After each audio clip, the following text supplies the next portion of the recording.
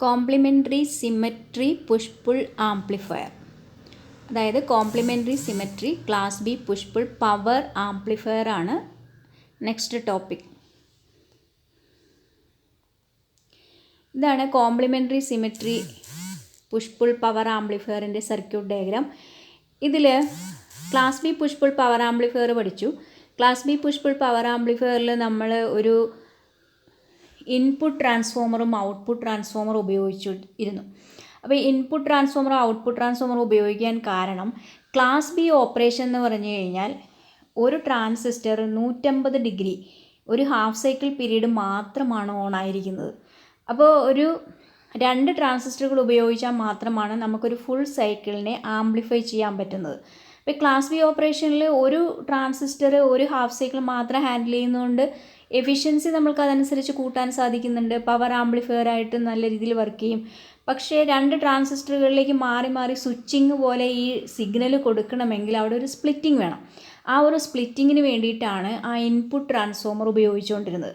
അപ്പോൾ input transformer എന്ന് പറഞ്ഞാൽ പ്രൈമറിയിൽ ഒരു സെൻറ്റർ ടാപ്ഡ്, പ്രൈമറിയിലല്ല സെക്കൻഡറിയിൽ സെൻറ്റർ ടാപ്പിംഗ് ഉള്ള ഒരു ഇൻപുട്ട് ട്രാൻസ്ഫോമറാണ്. അപ്പോൾ പ്രൈമറിയിൽ കൊടുക്കുന്ന ഈ സിഗ്നലിനെ സെക്കൻഡറിയിൽ സെൻറ്റർ ടാപ്പിൻ്റെ മുകളിലും താഴെയുമായിട്ട് സ്പ്ലിറ്റ് ചെയ്ത് വരുന്നു. അപ്പോൾ മുകളിൽ വരുന്ന ആ ഒരു ഭാഗത്തിൻ്റെ പോസിറ്റീവ് ഹാഫ് സൈക്കിളിൽ ആ ഒരു ട്രാൻസിസ്റ്റർ വർക്ക് ചെയ്യും, നെഗറ്റീവ് ഹാഫ് സൈക്കിളിൽ അടുത്ത ട്രാൻസിസ്റ്റർ വർക്ക് ചെയ്യുകയും ചെയ്തുകൊണ്ട് ഒരേ ട്രാൻസിസ്റ്റർ തന്നെ 2 NPN ട്രാൻസിസ്റ്ററുകൾ ഉപയോഗിച്ചിട്ടാണ് അതിൻ്റെ അറേഞ്ച്മെൻറ്റ്. അപ്പോൾ complementary symmetry class B push pull power amplifier പഠിക്കുന്നതിന് മുമ്പ് class B push pull power amplifier using input and output transformer നമ്മൾ ബൈ ഹാർട്ട് ചെയ്യണം. അപ്പോൾ അതിൻ്റെ ആ ഒരു ബൾക്കി സൈസും എക്സ്പെൻസീവും വളരെ റെയറുമായി കിട്ടുന്ന ഇൻപുട്ട് ആൻഡ് ഔട്ട്പുട്ട് ട്രാൻസ്ഫോമർ പാടെ ഒഴിവാക്കിക്കൊണ്ടുള്ള ഒരു അറേഞ്ച്മെൻറ്റാണിത്. ഇതിനപ്പോൾ എന്താ പേര്? Complementary symmetry. എന്താണ് ആ പേരിലേക്ക് തന്നെ വരാം.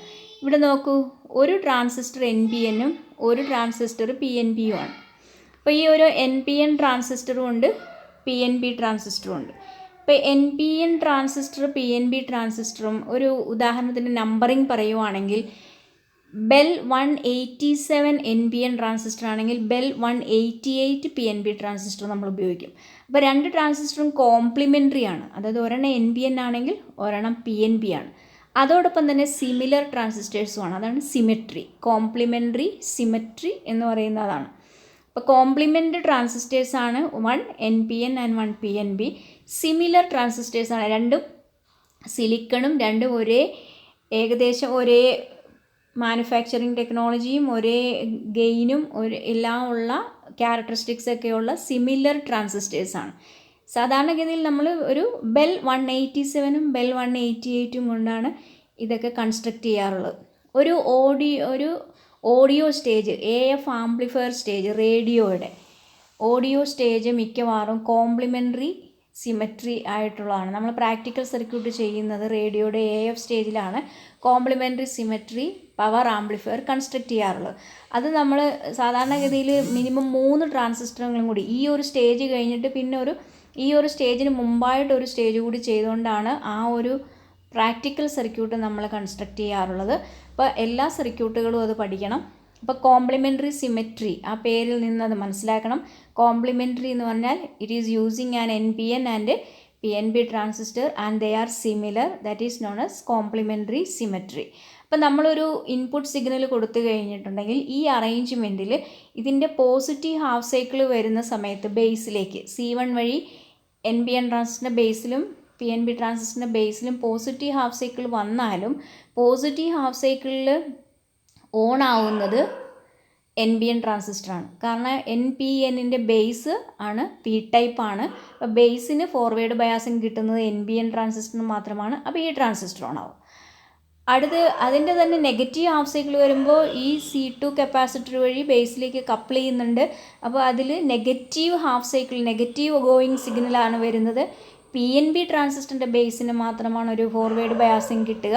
അപ്പോൾ ഈ ട്രാൻസിസ്റ്റർ ഓൺ ആവും. അങ്ങനെ 2 ട്രാൻസിസ്റ്ററും ഒരു സ്വിച്ചിങ് രീതിയിൽ ഈ ഒരു ഹാഫ് സൈക്കിൾ മുഴുവനായി ഓൺ ആയിക്കൊണ്ട് നമ്മൾക്കൊരു ഔട്ട്പുട്ട് പ്രൊഡ്യൂസ് ചെയ്യുകയും ചെയ്യും.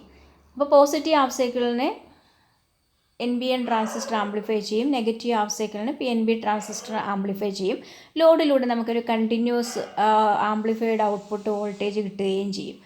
ഇനി രണ്ടിലും ഉള്ള ക്രോസ് ഓവർ ഡിസ്റ്റോഷനൊക്കെ ഒഴിവാക്കാൻ ആവശ്യമായ ബയാസിംഗ് ഒക്കെ റെസിസ്റ്റീവ് നെറ്റ്വർക്ക് ഉപയോഗിച്ചിട്ട് രണ്ടിൻ്റെയും ബേസ് എമിറ്റർ ജംഗ്ഷനുകളിൽ നൽകിയിട്ടുണ്ട്. അപ്പോൾ ഈ സർക്യൂട്ട് ഡയഗ്രാം വളരെ നീറ്റായിട്ട് 2 ട്രാൻസിസ്റ്ററുകൾ ആദ്യം വരയ്ക്കുന്നു. ഇത് നോക്കുക, പി എൻ ആണ് എമിറ്ററിൻ്റെ ആരോ മാർക്ക് താഴേക്ക്, ഇത് PNP ആണ്. 2 എമിറ്ററുകൾ തമ്മിൽ യോജിപ്പിക്കുന്നവിടെ നിന്നാണ് റെസിസ്റ്റർ കൊടുക്കുന്നത്. ഇവിടെ നിന്ന് നമ്മൾ സാധാരണ ഓഡിയോ സ്റ്റേജ് ആണെങ്കിൽ സ്പീക്കർ കൊടുക്കും. കളക്ടറിനും പോസിറ്റീവ്, ഇവിടുത്തെ കളക്ടറിന് നെഗറ്റീവാണ്, PNP ആയതുകൊണ്ട് നെഗറ്റീവാണ് വേണ്ടത്. പിന്നെ ഒരു റെസിസ്റ്റീവ് നെറ്റ്വർക്ക് ഡിവൈഡിംഗ് ഉണ്ട്, 2 കപ്ലിംഗ് കപ്പാസിറ്റർ ഉണ്ട്. ഇതാണ് complementary symmetry push pull amplifier. അപ്പോൾ കംപ്ലീറ്റ്ലി നമ്മൾക്ക് ഇൻപുട്ട് ആൻഡ് ഔട്ട്പുട്ട് ട്രാൻസ്ഫോമറുകൾ എലിമിനേറ്റ് ചെയ്യാൻ സാധിച്ചിട്ടുണ്ട്. കോംപ്ലിമെൻ്ററി സിമെട്രി പുഷ് പുൾ ആംപ്ലിഫയറിൻ്റെ തന്നെ ഡയഗ്രാംസ് ആണ് ഈ വരച്ചിരിക്കുന്നത്. പല രീതിയിൽ ഒരു സർക്യൂട്ട് ഡയഗ്രാം വരയ്ക്കാം. അതിൽ ഈ കാണിച്ചിരിക്കുന്നതാണ് audio stage of an AM radio receiver. ആദ്യം തന്നെ പറഞ്ഞല്ലോ, ഡിറ്റക്ടർ സ്റ്റേജിൽ നിന്നും വരുന്ന സിഗ്നലുകൾ ഈ കപ്പാസിറ്റർ വഴി കപ്പിൾ ചെയ്ത് ആദ്യം നമ്മളൊരു single stage common emitter amplifier ആണത്. ആ കോമൺ എമിറ്റർ ആംപ്ലിഫയറിൽ നിന്നാണ് പിന്നീടാണ് ഇത് പവർ സ്റ്റേജ്. ഇത് വോൾട്ടേജ് ആംപ്ലിഫയർ സെഷനും ഇത് പവർ ആംപ്ലിഫയർ സെഷനും, final audio amplifier, then loud speaker. അപ്പോൾ ഇതൊരു AM റേഡിയോ റിസീവറിൻ്റെ ഓഡിയോ സ്റ്റേജാണ്. സാധാരണ നമ്മൾ പ്രാക്ടിക്കലായിട്ട് ചെയ്ത് നോക്കുന്നത്. അപ്പം നെക്സ്റ്റ് നമ്മളുടെ ടോപ്പിക് ഇത് വളരെ നല്ല രീതിയിൽ എഴുതുകയും പഠിക്കുകയും ചെയ്യുക. ഇത് പഠിക്കുന്നതിനോടൊപ്പം ഉണ്ടല്ലോ, നിങ്ങൾ നെറ്റിലും കൂടി കൂടുതൽ വിവരങ്ങൾ സെർച്ച് ചെയ്ത് ഒരു സെൽഫ് സ്റ്റഡിയാണ് ഇപ്പോൾ നടത്തി പോകുന്നത്. ആ ഒരു മെൻറ്റാലിറ്റി വളരെ നല്ല രീതിയിൽ നിങ്ങളെ ഹെൽപ്പ് ചെയ്യും. നിങ്ങളുടെ ഒരു ഇൻ്റലിജൻറ്റ് ലെവൽ ഉയരും എന്നാണ് എനിക്ക് പറയാനുള്ളത്. അപ്പോൾ നിങ്ങളിത് നല്ല രീതിയിൽ നോക്കിയിട്ട് എൻ്റെ നോട്ട്സൊക്കെ പ്രിപ്പയർ ചെയ്യുക. ഒരു വർക്കിംഗ് വീഡിയോ കൂടി ഞാൻ ഗ്രൂപ്പിൽ ഷെയർ ചെയ്യുന്നതാണ്.